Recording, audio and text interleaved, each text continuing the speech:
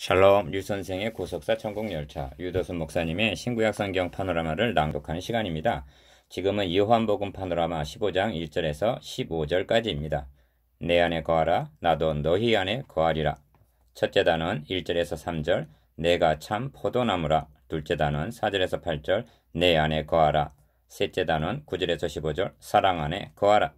15장은 나는 포도나무여 너희는 가지니 하신 5절 참 포도나무 비유와 이에 따른 강화로 되어 있습니다. 중심점은 3번이나 4절, 5절, 7절 강조되어 있는 내 안에 거하라 나도 너희 안에 거하리라 하신 4절 연합교리에 있습니다. 도표를 보시면 내 안에 거하라는 말씀을 중심으로 내가 참 포도나무라 선언하시면서 첫째 단원 내 안에 거하라, 둘째 단원 사랑 안에 거하라 하십니다. 셋째 단원 첫째 단원 1절에서 3절 내가 참 포도나무라. 1. 내가 참 포도나무여 내 아버지는 그 농부라 하십니다. 1절 이 말씀은 나는 뭐뭐이다 하는 7번째 선언이자 요한복음에 등장하는 마지막 선언입니다. 질문을 하던 제자들은 침묵하고 주님의 말씀은 더욱 깊어만 갑니다. 기억, 주님은 그냥 포도나무라 하시는 것이 아니라 참 포도나무라 하신다는 점을 유념해야만 합니다. 왜냐하면 이렇게 말씀하시는 주님의 의중에는 이전에 있던 포도나무가 참되지 못했다는 전제하에서 하신 말씀이기 때문입니다. 구약 성경에는 이스라엘을 포도나무로 비유한 것이 많이 등장합니다. 시편에서는 구약 교회를 가리켜 주께서 한 포도나무를 애굽에서 가져다가 열방을 쫓아내고 이를 심으셨나이다 합니다. 시편 80편 8절. 그런데 그것이 소화되고 작벌을 당하며 주의 면책을 인하여 망하오니 시편 80편 16절 즉 멸망을 당하게 되었다는 것입니다. 이사야서에서는 극상품 포도나무를 심어놓고 내가 좋은 포도 맺기를 기다렸거늘 들포도를 맺히면 어찌 민고합니다. 이사야 5장 4절 이처럼 이스라엘을 상징하는 포도나무는 기대와는 반대로 타락하고 부패한 것으로 등장을 합니다. 주님은 이 점을 염두에 두고 내가 참 포도나무라 말씀하신 것입니다. 그러므로 나는 참 포도나무여 하신 선언은 육적 이스라엘과 영적 이스라엘을 대비시키는 말씀이라 할 수가 있습니다. 주님은 나다나엘을 가리켜 이는 참 이스라엘 사람이라 말씀하셨고 1장 47절 바울은 육신을 따라 난 이스라엘을 보라 말씀했는데 고린도전서 10장 18절 이는 영적 이스라엘과 대조적인 관점에서 한 표현인 것입니다. 그러므로 갈라디아서에서는 신약교회를 하나님의 이스라엘이라 부르고 갈라디아 6장 16절 로마서에서는 표면적 유대인이 아니요 오직 이면적 유대인이 유대인이라 말씀하는 것입니다. 로마서 2장 28절 29절 그러니까 구약 시대는 이스라엘이라는 한 민족을 포도나무라 했던 것이 신약 시대에 이르러서는 열방교회가 참 포도나무로 개혁이 일어났다는 구약사의 흐름을 말씀해주고 있는 것입니다. 이런 맥락에서 신약교회를 형성한 영적 이스라엘은 하나님께서 아브라함에게 하늘을 우러러 뭇 별을 셀 수 있나 보라 너의 자손이 이와 같으리라 하신 창세기 15장 5절 자손들인 것입니다. 그래서 사도 바울은 이방인들을 가리켜 너희가 그리스도께 속한 자면 곧 아브라함의 자손이요 약속대로 유업을 이을 자니라 하고 갈라디아 3장 29절 아브라함의 자손이라 말씀하시는 것입니다. 그렇다면 신학교회는 내가 참 포도나무여 하신 예수 그리스도라는 한 그루의 포도나무로부터 그 가지는 퍼지며 그 아름다움은 감람나무와 같고 그 향기는 레바논 백향목 같으리라 한 호세아 14장 6절 라고 한 대로 번성한 것이 신약교회라 할 수가 있습니다. 니은 내 아버지는 포도원 주인이라 하시지 않고 어찌하여 그 농부라 하시는가? 이스라엘을 애굽에서 구속하여 가나안 땅에 심으신 분도 하나님이시오 세상을 이처럼 사랑하사 독생자를 주셨으니 즉 하늘의 밀을 땅에 심으신 분도 하나님이시기 때문에 농부라 하신 것입니다. 이 점을 구속사라는 맥락에서 좀 더 고찰해 보아야만 합니다. 하나님께서 아담에게 생육하고 번성하여 땅에 충만하라 하셨는데 창세기 1장 28절 기대와는 달리 악의 씨가 번성하고 충만하게 되었습니다. 홍수 심판 후에 하나님께서는 노아에게 또다시 생육하고 번성하여 땅에 충만하라 하셨으나 창세기 9장 1절 사악한 인간은 바벨탑을 쌓는 것으로 대항을 했습니다. 그러나 하나님께서는 번성케 하시려는 계획을 포기하시지 않으셨습니다. 아브라함 한 사람을 택하셔서 내가 너로 심히 번성케 하리니 하고 창세기 17장 6절 메시아 언약을 세워주신 것입니다. 이 언약이 한 알의 밀이 땅에 떨어져 죽지 아니하면 한 알 그대로 있고 죽으면 많은 열매를 맺느니라 하신 요한복음 12장 24절 말씀으로 성취되게 이른 것입니다. 이는 일찍이 아브라함에게 너의 씨로 말미암아 천하 만민이 복을 얻으리니 하신 창세기 22장 18절 언약의 성취였던 것입니다. 이런 의미가 나는 참 포도나무요 내 아버지는 그 농부라 하신 1절 말씀 속에 함유되어 있는 구속사적 의미입니다.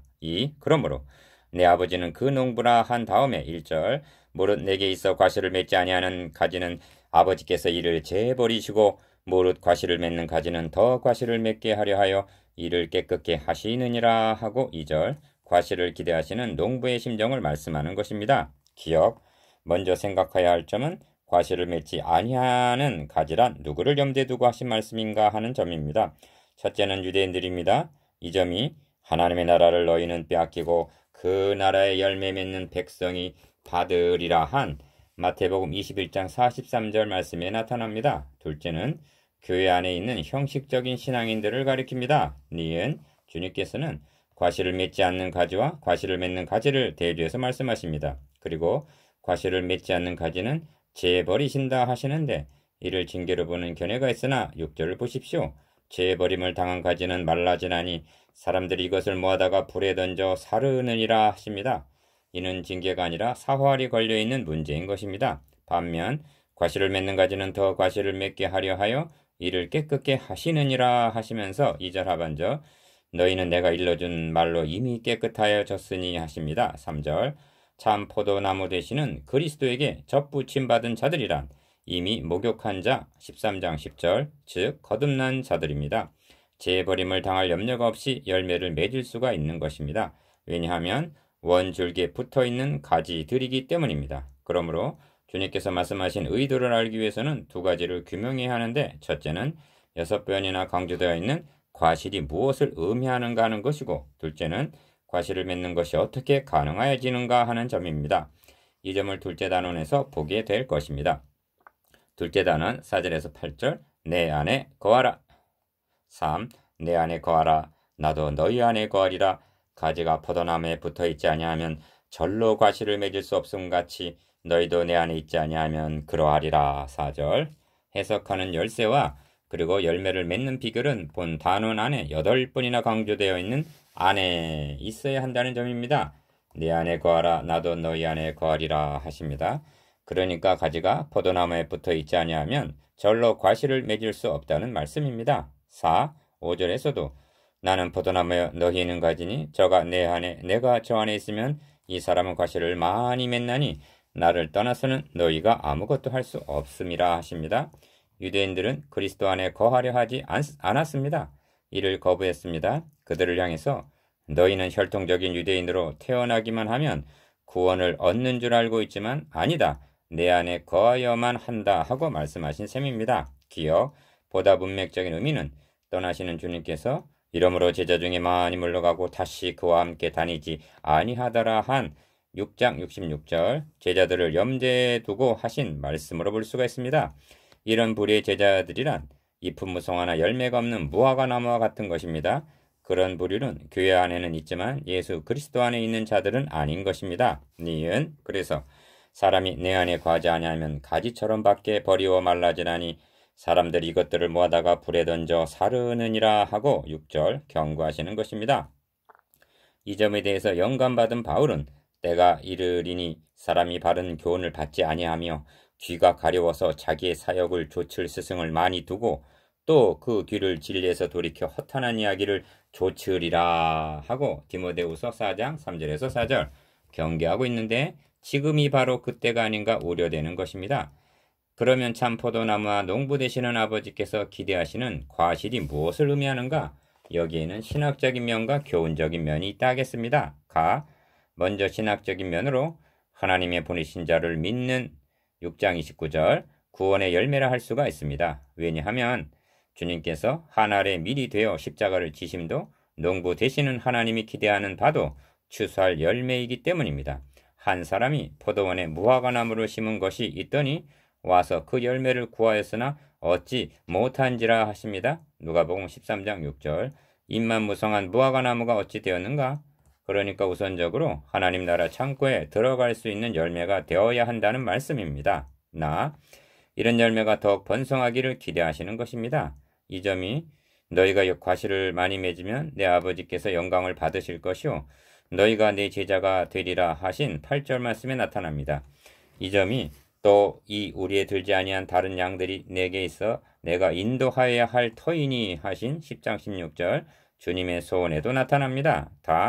다음은 교훈적인 면인데 사랑, 희락, 화평, 오래 참음, 자비, 양선, 충성, 온유, 절제와 같은 성령의 열매입니다. 갈라디아 5장 22절.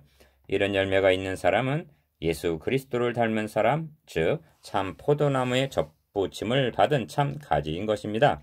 그러므로 주님이 말씀하시는 과실을 어떤 성과로만 보아서는 아니 됩니다. 왜냐하면 성경은 육체의 일과 성령의 열매를 갈라디아서 5장 19절, 22절 엄격하게 구분을 하고 있기 때문입니다. 불신자들에게도 열매처럼 보이는 성과가 있기 마련입니다. 그러나 하나님 앞에 열매로 인정을 받지 못하는 육체의 일일 뿐인 것입니다. 왜냐하면 그리스도 안에서 맺어진 열매가 아니라 밖에서 이루어진 자기 의이기 때문입니다. 그러므로 열매를 맺지 않는 가지란 형식적인 교인으로 볼 수밖에 없습니다. 주님께서 이 말씀을 하시는 시점이 잡히시던 날 밤이요 내일이면 십자가에 달리셔야 하는 그런 심정에서 하신 말씀이라는 점을 유념해야만 합니다. 그렇다면 결론은 재버림을 당하게 되고 말라 불에 던짐을 당하게 될 열매 맺지 않는 가지란 포도나무에 붙어 있지 않기 때문이라는 결론에 이르게 되는 것입니다. 마치 가라지는 먼저 걷어 불사르니라 하심 같이 말입니다. 마태복음 13장 30절 4절에서 10절까지를 관찰해 보십시오. 거하라는 말이 8번이나 강조되어 있습니다. 내 안에 거하라 나도 너희 안에 거하리라. 이는 가지가 포도나무에 붙어 있음 같은 그리스도와의 연합을 가리킵니다. 그러면 어떻게 하면 그리스도 안에 거하게 되는가? 결정적인 답변이 내 살을 먹고 내 피를 마시는 자는 내 안에 거하고 나도 그 안에 거하나니 6장 56절 즉 복음 진리의 말씀을 받아 먹어야만 가능하여진다는 말씀입니다. 그러므로 첫째 단원에서 말씀한 재버림을 당하게 되는 자들은 표적을 보고 따랐을 뿐 예수가 그리스도시요 생명의 떡이라는 복음을 받지 않은 것이 되는 것입니다. 이 점에서 주님이 말씀하시는 순서도 주목해야만 하는데 내 안에 거하라 나도 너희 안에 거하리라 4절 저가 내 안에 내가 저 안에 있으면 하고 5절 우리가 주 안에 거하는 것이 먼저라고 말씀하십니다. 6장 56절에서도 내 안에 거하고 나도 그 안에 거하나니 하십니다. 그러면 우리가 어떻게 해서 그리스도 안에 거하게 되었는가? 너희는 아버지께로부터 나서 그리스도 예수 안에 있고 고린도전서 1장 30절 즉 하나님이 우리를 택하셔서 그리스도 안에 집어넣어 주심으로 가능하여졌다는 것입니다. 그리하여 로마서 6장에서는 그리스도 안에서 우리 옛사람이 예수와 함께 십자가에 못 박히고 6절 함께 죽고 8절 함께 장사되었다가 4절 함께 살리심을 8절 받았다고 말씀합니다. 그리고 에베소서 2장 6절에서는 함께 하늘에 앉히시니 합니다. 머리가 있는 곳에 몸도 함께 있다는 논리입니다. 그러면 내 안에 거하라 하시는 나는 어떤 분인가? 이 점이 7번이나 강조하신 자기 선언에 나타납니다. 나는 생명의 떡이다. 이 떡을 먹으면 영생하리라 6장 48절 51절 나는 세상의 빛이니 생명의 빛을 얻으리라 8장 12절 내가 문이다. 들어가면 구원을 얻는다 10장 9절 나는 선한 목자다. 양들을 위하여 목숨을 버리노라 10장 11절 나는 부활이요 생명이다. 믿는 자는 죽어도 산다 11장 25절 내가 곧 길이다. 나를 통해 하나님께로 갈 수 있다 14장 6절 나는 포도나무여 너희는 가지다. 붙어 있어야 열매를 맺는다. 이러한 내 안에 거하라 복음 진리 안에 거하라 밖에 나가지 말라는 분보이신 것입니다. 이 대목을 같은 요한에 의해서 기록이 된 요한일서 2장과 결부시켜 보십시오. 2장 24절에서 28절까지 안에는 너희는 처음부터 들은 것을 너희 안에 거하게 하라 하고 2장 24절 거하라는 말을 6번이나 강조를 합니다. 왜냐하면 저희가 우리에게서 나갔으나 우리에게 속하지 아니하였나니 만일 우리에게 속하였다면 우리와 함께 거하였으려니와 저희가 나간 것은 다 우리에게 속하지 아니함을 나타내려 함이니라 하고 요한일서 2장 19절 나간 자들이기 때문입니다. 그로부터 2000년이 지난 오늘날은 그리스도 예수 안에 있지 아니하고 나간 자들 즉 복음 진리에서 이탈한 자들이 더욱 많은 것입니다. 그러므로 본문은 현대교회 경고로 다가옵니다. 누군가가 제게 기독교가 무엇이오? 하고 묻는다면 저는 서슴지 않고 나는 주님 안에 거하고 주님은 내 안에 거하는 것이오 라고 대답할 것입니다. 아담 안에 있던 나라는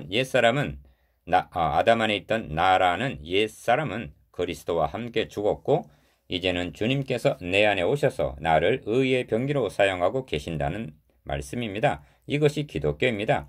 이 경이로움을 모든 그리스도인들이 깨닫기를 간곡히 열망합니다. 이를 깨닫기만 한다면 신앙생활에 일대 혁명이 일어나게 될 것이 분명합니다. 그러므로 그리스도인들이란 열매를 맺게 되어 있습니다. 또한 맺어야만 합니다. 아니 맺을 수밖에 없습니다. 왜냐하면 나는 포도나무여 너희는 가지니 저가 내 안에 내가 저 안에 있으면 이 사람은 과실을 많이 맺나니 하고 5절 말씀하시기 때문입니다. 우리는 과실을 맺되 더 풍성히 맺어야 할 가지들이라는 자각이 필요합니다. 주님이 말씀하는 과실에 대해 로마서 7장은 해설하기를 전에 율법이라는 남편을 섬기던 우리 옛사람이 그리스도와 함께 죽음으로 옛 남편으로부터 자유함을 얻게 됩니다. 이렇게 해주신 것은 다르니 곧 죽은 자 가운데서 살아나신 이에게 가서 우리로 하여금 하나님을 위하여 열매를 맺게 하려 함이니라 하고 말씀합니다. 로마서 7장 4절. 다시 말씀드리면 예수 그리스도에게 개가해서 다시 시집가서 연합하여 자녀 열매를 생산하게 된다는 것입니다. 이것이 열매입니다. 이것이 우리가 열매 맺게 된 비결입니다. 그러므로 열매를 맺지 아니하는 것이 비정상이며 그리스도와 연합된 자이면 필연적으로 열매를 맺게 되어 있다는 말씀입니다. 그러므로 열매가 없다면 나는 주님 안에 주님은 내 안에 계신가부터 점검해야 할 것입니다. 5. 너희가 내 안에 거하고 내 말이 너희 안에 거하면 무엇이든지 원하는 대로 구하라 그리하면 이루리라 하십니다. 7절. 기억.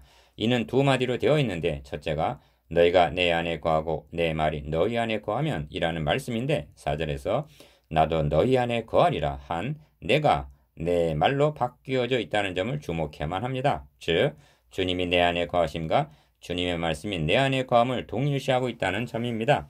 이런 진보가 바울 서신에도 나타나는데 에베소서에서 성령의 충만을 받으라 한 에베소서 5장 18절 성령이 동시에 기록이 된 골로새서에서는 그리스도의 말씀이 너희 속에 풍성히 거하여 하고 골로새서 3장 16절 말씀으로 바뀌어 표현하고 있습니다. 왜냐하면 성령께서는 말씀을 방편 삼아 역사하시기 때문입니다. 성령 충만은 말씀 충만이요 그리스도가 내 안에 내주하신다는 것은 그리스도의 말씀이 풍성히 거함과 같은 의미라는 말씀입니다. 그리하여 마음과 생각이 말씀에 의하여 지배를 받는 삶이 성령 충만한 삶인 것입니다. 사도 요한은 서신서에서 청년들아 내가 너희에게 쓴 것은 너희가 강하고 하나님의 말씀이 너희 속에 거하시고 너희가 흉악한 자를 이기었음이라 하고 말씀합니다. 요한일서 2장 14절. 이것이 승리하는 비결이요 열매 맺는 비결이기도 합니다. 여러분 안에는 하나님의 말씀이 풍성히 거하고 있습니까? 주야로 묵상함으로 그 말씀이 역사하고 있습니까? 니은. 둘째는 무엇이든지 원하는 대로 구하라 그리하면 이루리라 한 7절 하반절 말씀인데 이 말씀은 오늘의 기도를 검증하게 합니다. 이는 만사 형통이라는 그런 뜻이 아닙니다. 기도라는 무기는 그렇게 사용하라고 주신 특권이 아닙니다. 원하는 대로 구하라 하신 원함은 내 말이 너희 안에 거하면 이라는 조건절에 의하여 제한을 받는 것입니다. 자기 안에 거하는 말씀에서 우러나오는 기도, 즉 하나님의 뜻대로 구하면 이루리라 하시는 것입니다. 요한은 서신서에서 그를 향하여 우리의 가진 바 담대한 것이 이것이니 그의 뜻대로 무엇을 구하면 들으심이라 우리가 무엇이든지 구하는 바를 들으시는 줄을 안즉 우리가 그에게 구한 것을 얻은 줄을 또한 아느니라 합니다. 요한일서 5장 14절에서 15절.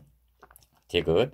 이 점이 너희가 과실을 많이 맺으면 내 아버지께서 영광을 받으실 것이요 너희가 내 제자가 되리라 한 8절 말씀을 통해서도 나타납니다. 기도의 목적만이 아니라 그리스도인의 인생의 목적도 하나님의 영광이 있습니다. 14장 13절에서도 너희가 내 이름으로 무엇을 구하든지 내가 시행하리니 이는 아버지로 하여금 아들을 인하여 영광을 얻으시게 하려 함이라 하십니다. 그런즉 너희가 먹든지 마시든지 무엇을 하든지 다 하나님의 영광을 위하여 하는 자가 고린도전서 10장 31절 내 제자가 되리라 하신 8절 하반절 그리스도의 제자인 것입니다. 셋째 단원 9절에서 15절 사랑 안에 거하라. 이어 아버지께서 나를 사랑하신 것 같이 나도 너희를 사랑하였으니 나의 사랑 안에 거하라 하십니다. 9절 기억 둘째 단원에서 내 안에 거하라 하신 4절 말씀이 나의 사랑 안에 거하라는 9절 말씀으로 진전이 되어 있는데 다른 표현인 같은 의미입니다. 그러면 어찌하여 다르게 표현할 수 있는가? 너희도 서로 사랑하라는 12절 말씀을 하시기 위해서입니다. 순서를 주목하시기를 바랍니다. 서로 사랑하라는 12절 윤리가 먼저가 아닙니다. 나의 사랑 안에 거하라 하신 9절 복음이 먼저입니다.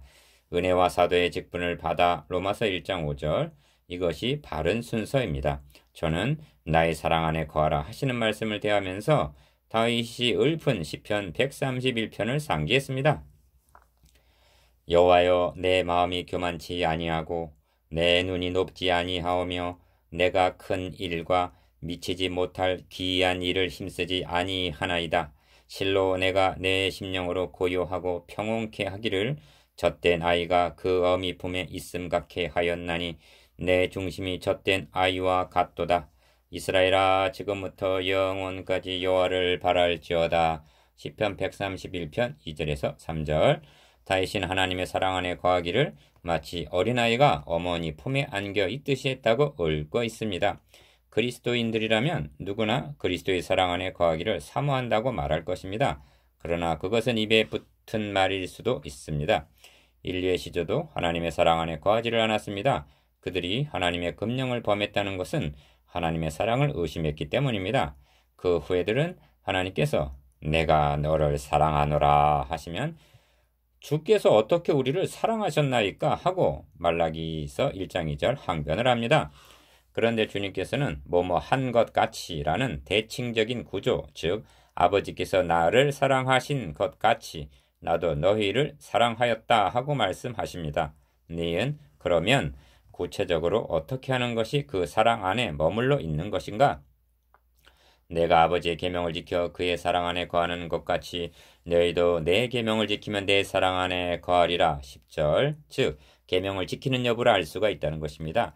9절에서 10절 두 절 안에 사랑이라는 말이 5번 등장합니다. 그 사랑은 아버지 하나님께로부터 아들에게로 아들로부터 제자들에게로 흘러내려온 사랑인 것입니다. 그리고 나의 사랑 안에 거하라 하고 거하라는 말이 강조되어 있습니다. 지금 내가 이것을 너희에게 이름은 내 기쁨이 너희 안에 있어 너희 기쁨을 충만하게 하려 함이니라 하십니다. 11절 무슨 뜻인가? 계명을 지키는 것, 즉 서로 사랑하는 것은 무거운 멍에가 아니라 기쁨이 충만해지는 비결이라는 말씀입니다. 기쁨이 없습니까? 너무 자기 중심적이기 때문이 아닐까요? 양들을 위하여 목숨을 버리노라 하신 주님은 10장 11절 또 다른 보혜사를 너희에게 주사 14장 16절 나의 평안을 너에게 주노니 하셨는데 14장 27절 이제는 내 기쁨이 너희 안에 있어 하고 기쁨까지 주십니다. 그래도 이를 받지 않을 것입니까? 7. 주님은 고별설교에서 계명을 지키라는 14장 15절 21절 15장 10절 12절 말씀을 반복적으로 강조하시는데 그러면 계명이 무엇인가? 내 계명은 곧 내가 너희를 사랑한 것 같이 너희도 서로 사랑하라 하는 이것이니라 하십니다. 12절 주님은 이미 13장 34절에서 새 계명을 너에게 주노니 서로 사랑하라 하셨습니다. 주목할 점은 하나님을 사랑하라 하시는 것이 아니라 서로 사랑하라 하신다는 점입니다. 본문 말씀만으로 한다면 하나님과 주 예수 그리스도는 사랑을 주시기만 하시고 받으시려 하시지 않는다는 것이 됩니다. 왜냐하면 최후 분부가 서로 사랑하라고만 말씀하시기 때문입니다. 그렇습니다. 하나님 사랑과 형제 사랑은 둘이 아니라 하나인 것입니다. 지극히 작은 자에게 한 것이 곧 내게 한 것이니라 하십니다. 어떤 의미에서 하나님을 사랑합니다 하는 말은 쉬울 수가 있습니다. 왜냐하면 입으로만 해도 되기 때문입니다. 그러나 이웃을 사랑한다는 것은 말과 혀로만 사랑하지 말고 오직 행함과 진실함으로 하자 하고 요한일서 3장 18절 구체적으로 나타내야 하기 때문에 어려운 것입니다. 주님은 시험하는 율법사에게 율법 전체를 하나님 사랑과 이웃 사랑이라는 마태복음 22장 40절 두 계명으로 요약을 해주셨고 떠나시는 마당에서는 서로 사랑하라는 한 계명으로 압축을 해서 당부하시는 것입니다. 오늘날 하나님 사랑한다는 사람은 많으나 서로 사랑하는 사람은 많지가 않습니다. 이들을 향해 사도 요한은 누구든지 하나님을 사랑하노라 하고 그 형제를 미워하면 이는 거짓말하는 자니 합니다. 요한일서 4장 20절 8. 사람의 친구를 위하여 자기 목숨을 버리면 이에서 더 큰 사랑이 없나니 13절 이는 내가 너희를 사랑한 것과 같이 한 12절 사랑이 어떠한 사랑인가를 말씀하심입니다. 기억.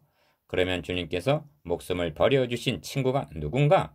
너희가 나의 명하는 대로 행하면 곧 나의 친구라 하십니다. 14절 부활하신 후에는 제자들을 형제라 하시고 20장 17절 히브리서 2장 11절에서는 형제라 부르시기를 부끄러워 아니하셨다 하고 말씀합니다. 우리 주님은 나 같은 죄인을 형제로 친구로 여겨주셔서 목숨을 버리셨던 것입니다. 요한 사도는 서신서에서 그가 우리를 위하여 목숨을 버리셨으니 우리가 이로써 사랑을 알고 우리도 형제들 위하여 목숨을 버리는 것이 마땅하니라 하고 말씀합니다. 요한일서 3장 16절 그런데 우리는 사랑할 만해야지 사랑하지요 하고 조건부적인 사랑을 말합니다. 그리스도께서 목숨을 버려주신 우리는 사랑받을 만한 가치가 있는 자들이 아니라 연약, 죄인, 원수들이었습니다. 니은 이제부터는 너희를 종이라 하지 아니하리니 종은 주인이 하는 것을 알지 못함이라 너희를 친구라 하였노니 내가 내 아버지께 들은 것을 다 너희에게 알게 하였음이니라 15절 여기서 말씀하는 종은 노예입니다. 그리고 친구라는 원어의 정확한 뜻은 사랑하는 사람이라는 말입니다. 그러므로 이 말씀은 당시의 문화적인 배경에서 음미해야 할 말씀입니다. 즉 노예 신분에서 친구, 즉 사랑하는 사람으로 관계가 변화되었다는 것은 상상을 초월하는 개념입니다. 바울은 빌레몬에게 도망쳤던 노예 오네시모를 돌려보내면서 이후로는 종과 같지 아니하고 종에서 뛰어나고 사랑받는 형제로 둘 자라 하고 말씀합니다. 빌레몬서 1장 16절 그러면 종과 친구의 다른 점이 무엇인가? 노예에게는 기계적인 복종이 있을 뿐이지만 친구는 아버지께 들은 것을 다 너희에게 알게 하였다. 즉 자발적인 순종을 하게 된다는 것이 다른 점입니다. 이런 자들이 그리스도 안에 거하는 자들이요 사랑 안에 거하는 자들입니다. 그런데 주님을 따르노라 하면서도 얼마나 많은 사람들이 그리스도 안에 사랑 안에 거하지 않고 있는 것인가? 묵상해 봅시다. 1. 내 안에 거하라 나도 너희 안에 거하리라는 연합교리에 대해서 2. 열매 맺지 않는 가지는 제하여 버리신다는 의미에 대해서 3. 내 안에 거하라 사랑 안에 거하라에 대해서